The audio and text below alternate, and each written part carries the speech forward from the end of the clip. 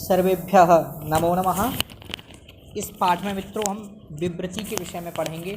विवृति का लक्षण क्या है, विवृति के कितने भेद हैं एवं विवृति के कौन कौन से उदाहरण हैं।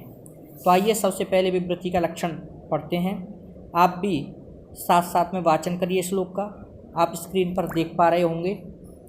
द्वयोस्तु स्वरयोर्मध्ये संधिर्यत्र न दृश्यते विवृतिस्तत्र विज्ञेया य ईशेति निदर्शनम्। कहा द्वयोस्तु स्वरयोर्मध्ये, दो स्वरों के मध्य में संधिर्यत्र न दृश्यते, जहाँ संधि कार्य नहीं देखा गया हो। विवृतिस्तत्र विज्ञेया, तत्र माने वहाँ, विवृति ही ज्ञेया वहाँ विवृति जाननी चाहिए।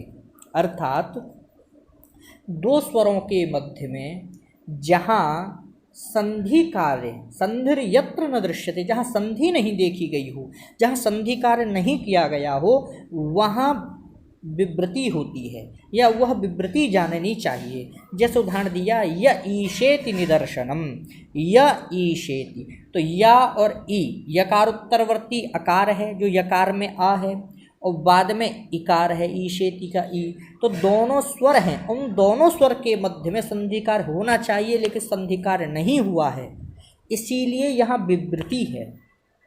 तो यह ईशेति किसका उदाहरण है? विवृति का उदाहरण है। तो क्या आपने विवृति का लक्षण किया, द्वयोस्तु स्वरयोर मध्ये संधिर यत्र न दृश्यते, जहाँ दो स्वरों के मध्य में संधि कार्य नहीं किया गया हो, जहाँ संधि कार्य नहीं देखा गया हो, वह विवृति जाननी चाहिए। इसलिए यह ईशेति क्या कही जाएगी? विवृति। अब मित्रों ये तो हो गया विवृति का लक्षण, और एक आपने सामान्य उदाहरण देख लिया। लेकिन विवृति के चार भेद होते हैं। वह चार भेद कौन कौन से हैं, आइए उनको भी जानें। साथ में वाचन करिए। पिपीलिका पाकवती तथा वत्सानुसारिणी वत्सानुसंस्कृता चैव चतुरस्रतु विवृत्तयः। अर्थात विवृति के चार भेद होते हैं, पिपीलिका, पाकवती, वत्सानुसारिणी और वत्सानुसंस्कृता। अब मित्रों इसके बाद में आपने विवृति का लक्षण पढ़ लिया और विवृति के चार भेद जान लिए।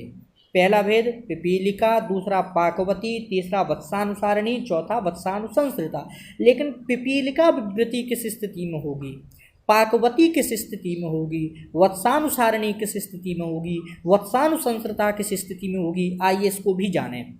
तो इसके लिए श्लोक है, पिपीलिकाद्यंत दीर्घा नाभ्या आसीद इति निदर्शनम पाकवत्युभयोर्ह्रस्वा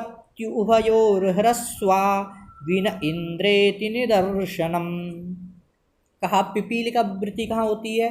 तो पिपीलिका आद्यंत दीर्घा, जहाँ आदि और अंत दोनों जगह जहाँ दीर्घ हो वो पिपीलिका विवृति कही जाती है या पिपीलिका विवृति होती है। तो मित्रों एक बात जाने रहना, आदि और अंत इसका तात्पर्य यहाँ है पूर्व और पर। आदि माने पूर्व और अंत माने पर। तो देखो पिपीलिका विवृति कहाँ होगी? जहाँ आदि और अंत में दीर्घ होगा, माने पूर्व पर में जहाँ दीर्घ होगा पिपीलिका। जैसे उदाहरण दिया, नाभ्या आसीद इति निदर्शनम, नाभ्या प्लस आसीत, तो नाभ्या अंतिम में क्या है? पूर्व में नाभ्या में अंतिम में आ दीर्घ है और आसीद का आदि वाला आ दीर्घ है, तो दोनों जगह दीर्घ दीर्घ है, इसीलिए ये कौन सी विवृति होगी? पिपीलिका। अब आदि और अंत से तात्पर्य है, आदि हो गया नाभ्या में, ये नाभ्या में अंतिम वाला आ जो है वो आदि में हो गया, और अंतिम में आसीद का आ। इसी को अपनी भाषा में कहें तो पूर्व पर, आदि अंत को आप पूर्व पर समझ लीजिए, तो आप और सरल तरीका से समझ लेंगे। तो पिपीलिका विवृति कहाँ होगी? जहाँ पूर्व और पर, जहाँ दोनों जगह ह्रस्व हो, सॉरी दीर्घ हो, वो क्या होगी? पिपीलिका विवृति। जैसे नाभ्या प्लस आसीद, ये किसका उदाहरण है? पिपीलिका का। और दूसरा बोला था पाकवती उभयोर ह्रस्व, जहाँ दोनों ह्रस्व हो, माने आदि और अंत दोनों ही जहाँ ह्रस्व हो, वो कौन सी होगी? पाकवती। आदि अंत माने पूर्व और पर, जहाँ पूर्व वाला वर्ण भी और पर वाला वर्ण भी, दोनों वर्ण जहाँ क्या हो? ह्रस्व हो, वह कौन सी विवृति होगी? पाकवती। जैसे वीणा इंद्रेति निदर्शनम, वीणा प्लस इंद्र, तो पूर्व में आ है, वीणा नकार उत्तरवर्ती अकार, और पर में इंद्र का ई है, तो दोनों ही आ और ई दोनों ही ह्रस्व हैं, आदि अंत दोनों ही ह्रस्व हैं, इसीलिए ये कौन सी विवृति होगी? पाकवती।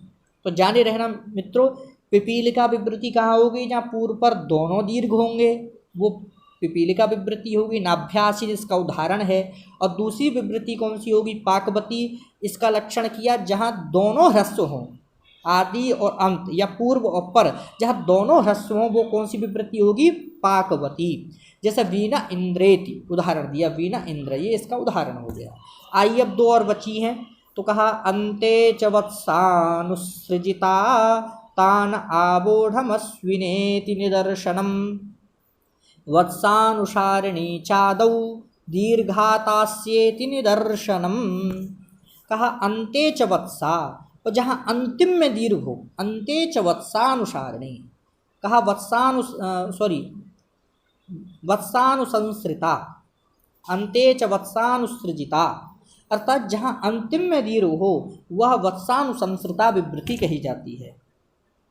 जहाँ अंतिम में, अंतिम का मतलब पर में जहाँ दीर्घ हो, जैसे उदाहरण दिया इसका, तान आबोढमश्विना, तो तान आबोढ, आबोढ में आ क्या है? अंतिम में दीर्घ, इसी को कहें तो पर वाला वर्ण जहाँ दीर्घ हो, पर में जहाँ दीर्घ हो वह कौन सी विवृति होगी? वत्सानुसंसृता।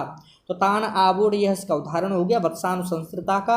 और फिर अंत में आ गया वत्सानुसारिणी चादौ दीर्घा तास्येति निदर्शनम, अर्थात वत्सानुसारिणी, जो वत्सानुसारिणी विवृति है वह आदौ दीर्घा, वह आदि में दीर्घ होती है, माने पूर्व में जिसके दीर्घ हो वह वत्सानुसारिणी विवृति कही जाएगी। जैसे उदाहरण दिया ता असिय, तो ता यह पूर्व है और पूर्व में इसके दीर्घ है, जिसको कह देते हैं आदि दीर्घ, जिसके आदि में दीर्घ हो। देखा ना, वत्सानुसारिणी चादौ च आदौ, जहाँ आदि में दीर्घ हो वो वत्सानुसारिणी विवृति है। तो आदि का मतलब जहाँ पूर्व में, तो ता अस्य, ता प्लस अस्य में पूर्व में दीर्घ हो गया, इसीलिए यह वत्सानुसारिणी विवृति है। तो ता अस्य इसका उदाहरण हो गया वत्सानुसारिणी का। मित्रों आपको एक बार फिर मैं आपको सारांश बता देता हूँ कि विवृति क्या है। तो कहा जहाँ दो स्वरों के मध्य में संधिकार नहीं किया गया हो या संधिकार नहीं देखा गया हो वो विवृति कही जाती है। जैसे उदाहरण दिया य ईशेति, तो या ईशे यहाँ संधिकार होना चाहिए लेकिन संधिकार नहीं देखा गया है, तो या ईशेति क्या है? विवृति। अब विवृति के चार भेद बताए इन्होंने, पिपीलिका, पाकवती, वत्सानुसारिणी और वत्सानुसंसृता। कहा पिपीलिका विवृति कौन सी होती है? जो आदि और अंत, जिसके आदि और अंत दोनों दीर्घ हों वो पिपीलिका होती है। आदि अंत माने पूर्व पर, जहाँ जिसके पूर्व पर दोनों दीर्घ हों वर्ण, वह पिपीलिका विवृति होती है। जैसे उदाहरण दिया नाभ्या आसीद इति निदर्शनम, नाभ्या प्लस आसीद, तो नाभ्या में अंतिम में भी दीर्घ है और आसीद का भी दीर्घ है, तो पूर्व पर दोनों दीर्घ हो गए, तो ये कौन सी विवृति कही जाएगी? पिपीलिका।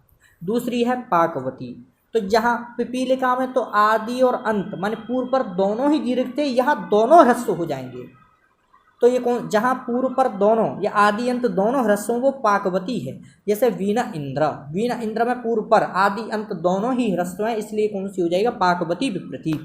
फिर तीसरी बताया जहाँ अंतिम में दीर्घ हो, अन्ते च वत्सानुसृजिता, या अंतिम में दीर्घ हो माने जहाँ पर में दीर्घ हो वह कौन सी होगी? वत्सानुसंसृता। जैसे तान आबूढ़, तो तान आबूढ़, तान प्लस आबूढ़ यहाँ अंतिम में माने पर में दीर्घ है, इसीलिए कौन सी विवृति होगी? वत्सानुसंसृता।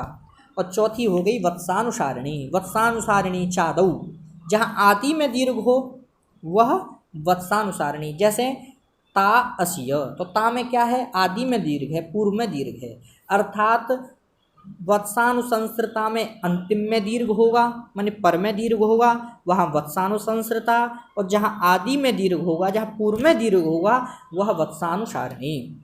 इस प्रकार से मित्रों विवृति बताई गई है।